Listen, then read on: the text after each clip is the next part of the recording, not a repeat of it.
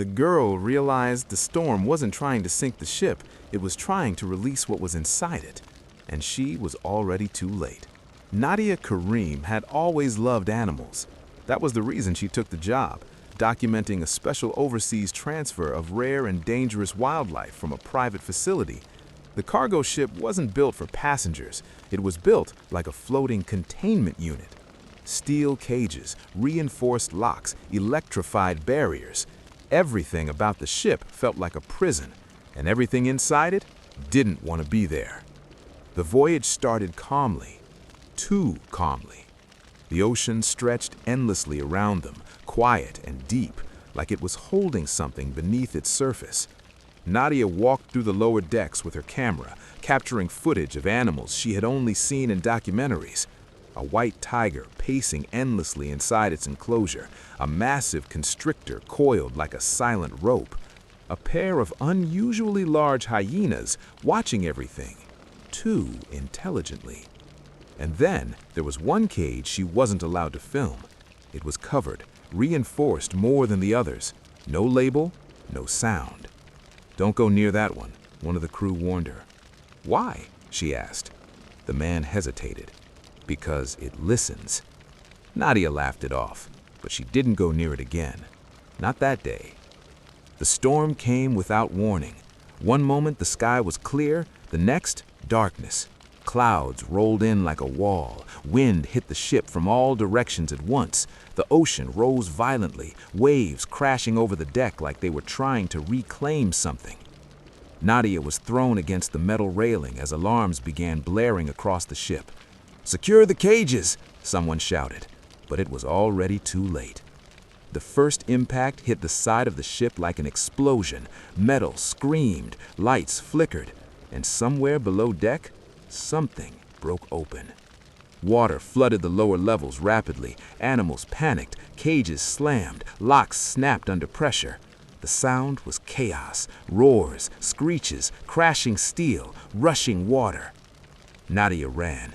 She didn't think, she just followed the emergency lights toward the deck. The ship tilted violently. People were screaming. Some were already gone. Another massive wave hit, and this time, the ship didn't recover.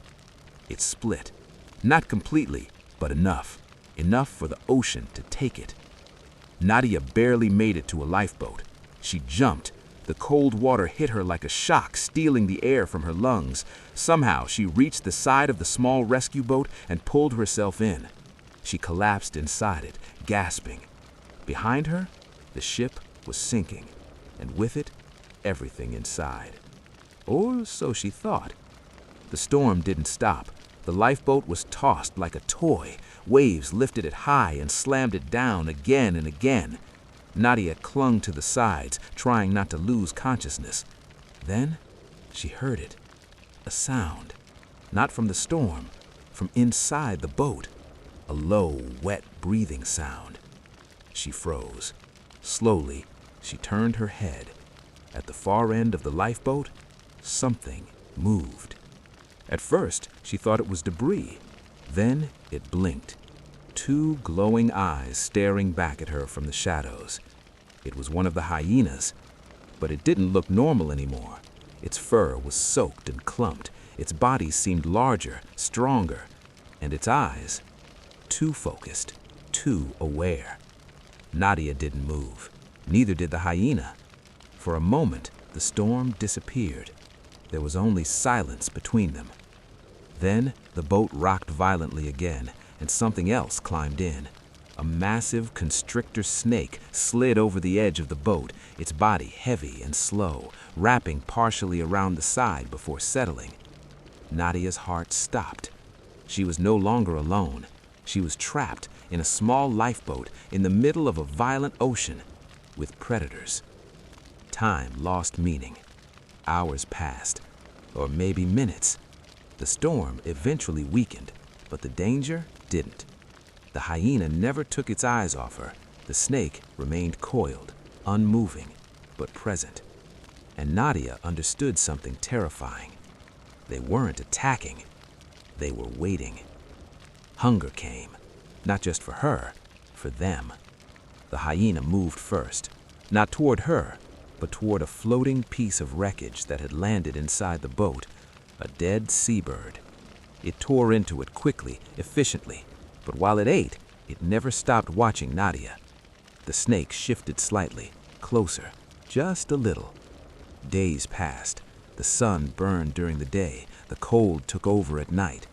Nadia barely drank, barely slept. Every movement had to be calculated, slow, careful, non-threatening. She wasn't just surviving the ocean, she was surviving them. Then, one morning, land appeared. Far in the distance, a thin, dark line on the horizon. Hope.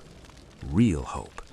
Nadia forced herself to stay still, not to react, but inside, everything changed. The closer the boat drifted, the more restless the animals became.